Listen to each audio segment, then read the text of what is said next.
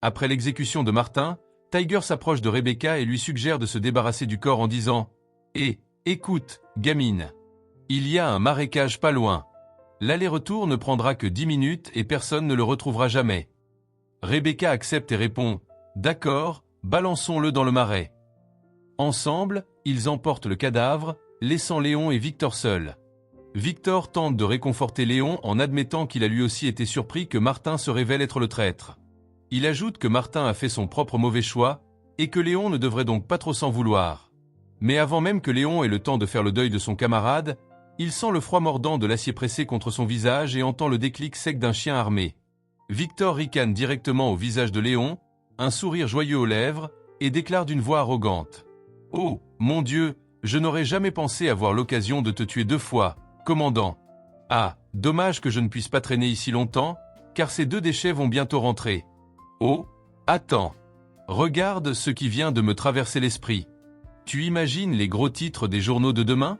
L'ancien vice-commandant de la Légion du Dragon, exécutant le traître impérial Léon Cos Madet, mais n'ayant malheureusement pas réussi à sauver le jeune fils d'un certain ministre. » Victor ajoute d'un ton suffisant « Alors, qu'est-ce que tu penses de mon histoire de journal? Génial, non ?» Mais Léon, calmement, lève les yeux et rétorque « Fondamentalement, comme avant, tes blagues étaient nulles et elles le sont toujours. Content de voir que rien ne change. » Le sourire narquois de Victor se transforme en un regard arrogant alors qu'il lui rappelle « Petit Léon, tu te trompes là. J'ai changé. Je suis devenu meilleur et plus fort. On dirait que tu es devenu bien trop arrogant après avoir vaincu Constantin. Tu crois vraiment que le battre te donne le droit de défier tout l'Empire ?» Victor se vante en soulignant que, bien que Léon l'ait battu pendant des années, il est en train de perdre misérablement dans l'affrontement d'aujourd'hui. Tenant le canon de son arme contre la tête de Léon, Victor lui demande s'il regrette d'être vaincu par quelqu'un qui a toujours été son subordonné. Plongeant son regard dans celui de Victor, Léon répond qu'il jure que ce sera Victor qui regrettera, au moment même où il appuiera sur la détente. Fixant le visage trop confiant de Léon, Victor éclate d'un rire dément et demande « Et comment, bon sang, vais-je le regretter? Allez, étonne-moi. » Victor appuie sur la détente, mais seul un déclic à sec retentit. L'arme s'enraye. Ne comprenant pas ce qui se passe, Victor appuie frénétiquement sur la détente comme un fou, mais rien ne se produit. Furieux, il s'exclame « C'est quoi ce bordel ?» Mais avant même qu'il ait fini sa phrase, Léon passe à l'action, portant un coup brutal en plein visage de Victor, l'envoyant violemment s'écraser contre le mur de pierre.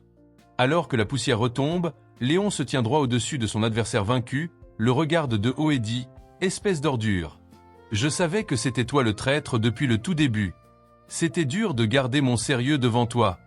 Je voulais te donner une seconde chance. À l'époque, je t'aurais épargné, mais maintenant t'es mort. » Victor, vaincu, demande à Léon quand il a soupçonné pour la première fois. Léon explique que tout a commencé il y a environ 3 ans, puisque Victor était la seule personne, à part lui-même, à connaître les positions de chaque équipe d'assaut. Il admet que cela seul ne suffisait pas comme preuve. Alors, après son retour dans l'Empire, il a observé attentivement les réactions de Victor. Victor cherchait délibérément à faire porter le chapeau à Martin et à le faire passer pour coupable. Léon révèle que ce stratagème aurait pu fonctionner s'il n'avait pas remarqué le médiator en pendentif autour du cou de Victor, un médiator rare et cher, fait d'ivoire d'une bête de rentesse, que même Léon Noble ne pouvait s'offrir. Plongeant son regard dans celui de Victor, Léon demande « Alors, dis-moi, comment quelqu'un d'assez pauvre pour jouer d'une guitare cassée a-t-il soudainement pu posséder un tel objet de luxe ?» Léon continue son raisonnement, expliquant que c'est avec ce même médiator que Victor avait jadis percé son armure d'or noir, l'ayant gardé ensuite soit parce qu'il était trop précieux pour être détruit, soit parce qu'il représentait son exploit le plus fier. Alors que Léon arrache le médiator du cou de Victor et le brise instantanément, Victor hurle de douleur insoutenable. « Ah, merde !»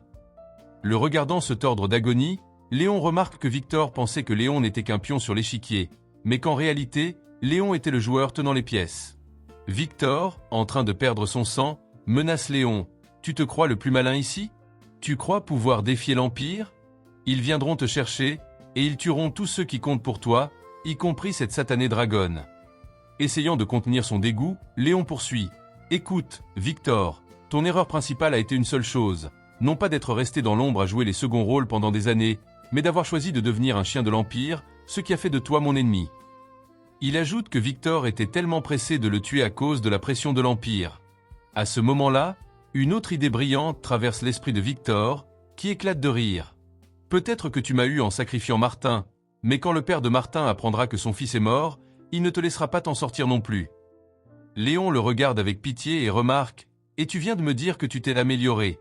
Tu ferais mieux de regarder là-bas, abruti. » En regardant devant lui, Victor voit Martin, complètement indemne, appuyé sur Rebecca, incapable de comprendre comment il peut être vivant alors qu'il a clairement vu perdre son sang avant.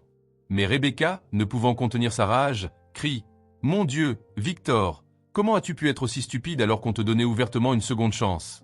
Alors que Martin mendiait pratiquement un Oscar avec son jeu d'acteur grotesque, il se mit à geindre sur ses côtes endolories, se plaignant que même s'il ne s'agissait que de cartouches à blanc, tout son corps était toujours en proie à une douleur absolue. Devant une telle performance pathétique, Léon comprit que le gamin ne remporterait pas de sitôt de trophée d'interprétation. « Martin, arrête ton cinéma !» le coupa-t-il sèchement. « J'ai vraiment cassé le nez de Victor, et il n'a même pas émis un bruit. » Rebecca se tourna vers Victor avec un sourire narquois et moqueur. « Eh, idiot, j'ai utilisé des cartouches d'exercice avec un peu de teinture rouge, mais ta tête, elle ? Ah non, ce n'est pas du maquillage. » L'esprit de Victor s'emballa, cherchant désespérément à comprendre où il avait tellement mal agi pour se faire prendre aussi facilement, mais ses pensées s'effondrèrent quand Rebecca tendit à Léon un pistolet chargé de balles réelles. Léon braqua le canon en plein milieu du front de Victor, sa voix se faisant un murmure glacé.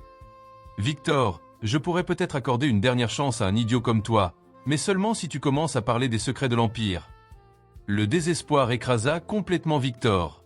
Il fondit en larmes, suppliant d'une voix hystérique. « S'il te plaît, Léon, nous étions les meilleurs amis. Ne me tue pas. » En voyant Victor tomber si bas qu'il en pleurait littéralement, Léon comprit qu'il n'obtiendrait plus aucune information utile de lui. Regardant le lâche, il lui adressa ces derniers mots. « Même maintenant, en voyant une ordure comme toi, je sais que tu n'es pas désolé pour ta trahison. Tu es juste terrifié parce que tu as réalisé que ta mort est inévitable. » Avant que Victor ne puisse sortir un mot de plus, un coup de feu assourdissant retentit dans l'air. Et ainsi, le corps sans vie de Victor s'affaissa sur la pierre froide, dans une flaque de son urine et de sa cervelle éparpillée. Il ne pourrait plus jamais faire de mal à Léon. Léon demanda à Tiger de se débarrasser du cadavre. Pendant que Tiger s'occupait du corps, Martin n'arrivait toujours pas à comprendre pourquoi quelqu'un comme Victor irait à de telles extrémités juste pour faire accuser leur capitaine par l'Empire. Léon se tourna vers lui et le coupa. « Martin, écoute-moi. Essayer de comprendre ce qui se passe dans la tête d'idiot comme lui est une perte de temps. La vraie question, en ce moment, c'est pourquoi l'Empire est si désespéré à l'idée de m'éliminer. » En regardant Léon, Tiger intervint dans la conversation, l'avertissant que l'obsession de l'Empire pour Léon allait bien plus loin qu'une simple jalousie mesquine pour la gloire sur le champ de bataille. Tiger avoua que, dans sa jeunesse, il avait personnellement été témoin du sombre et sordide dessous de l'Empire, ce qui était précisément la raison pour laquelle il avait toujours supplié Léon de se contenter de se battre et de rester loin de la politique. Tout cela parce que des forces bien plus puissantes tiraient les ficelles ici. Tiger décida immédiatement d'aller droit au but et de partager ce qu'il avait réussi à découvrir en essayant de blanchir le nom de Léon. Le fixant d'un regard sévère, il déclara « Léon, tu dois comprendre que la chasse que l'Empire te mène est directement liée au clan du dragon. Par exemple, éliminer un petit poisson comme Victor n'arrêtera pas l'Empire. Cela ne fera que transformer un complot discret en une prime ouverte. » Réalisant que Tiger avait raison, Léon s'inclina.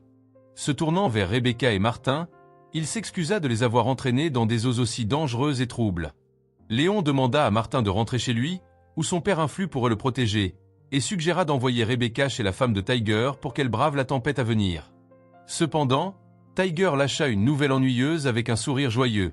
« Léon, c'est bien que tu te soucies de tes camarades et que tu veuilles les envoyer chez ma femme, mais voilà le problème. Elle est chez ses parents, et disons simplement que je ne m'entends pas du tout avec eux. » Léon, impassible, regarda Tiger avec incrédulité, se demandant comment on pouvait encore avoir des histoires de beaux-parents après 30 ans de mariage, mais Tiger balaya la question d'un revers de main. « Léon, mêle-toi de tes affaires. C'est bien trop compliqué. » Désireux d'intervenir, Martin saisit immédiatement l'occasion pour proposer l'immense propriété de sa famille comme cachette pour Rebecca. Mais avant que quiconque puisse accepter, Rebecca se gonfla d'indignation. « Je ne suis pas une princesse délicate. Je suis une vraie guerrière, » s'écria-t-elle. « Tu crois vraiment que je vais vous laisser devenir des fugitifs recherchés et rater tout le plaisir ?» Léon tenta de lui faire entendre raison, faisant remarquer que leur groupe se résumait désormais à un vieil homme recherché et à un tueur de dragons sur le déclin qui avait perdu tout son pouvoir. Mais Rebecca s'en fichait éperdument. Elle tira Tiger et Léon vers elle et dit fièrement « Exactement. Un invalide et un vieux schnock. Pour réussir cela, vous avez clairement besoin d'une beauté comme moi. » Léon regarda Rebecca et demanda « Et, as-tu vraiment conscience du danger mortel qu'il y a à rester à mes côtés ?» Rebecca n'était pas le moins du monde dérangée, ajoutant avec fierté « Commandant, mourir d'ennui dans le corps de garde est bien plus dangereux pour mon âme que de se battre contre l'Empire. Donc, ça va être très difficile de me faire changer d'avis. » Décidant au moins de dissuader Martin, Léon ordonna au gamin de rester à l'écart du problème et de rester en sécurité chez lui. Cependant, Martin insista sur le fait qu'il ne serait pas un fardeau. Au contraire, il pourrait utiliser les relations de sa famille dans la haute société pour recueillir des informations précieuses de l'intérieur même de l'Empire. Mais il était difficile pour Léon de peser le pour et le contre. Fallait-il mettre le jeune noble en danger ou lui permettre de collecter des renseignements pour eux?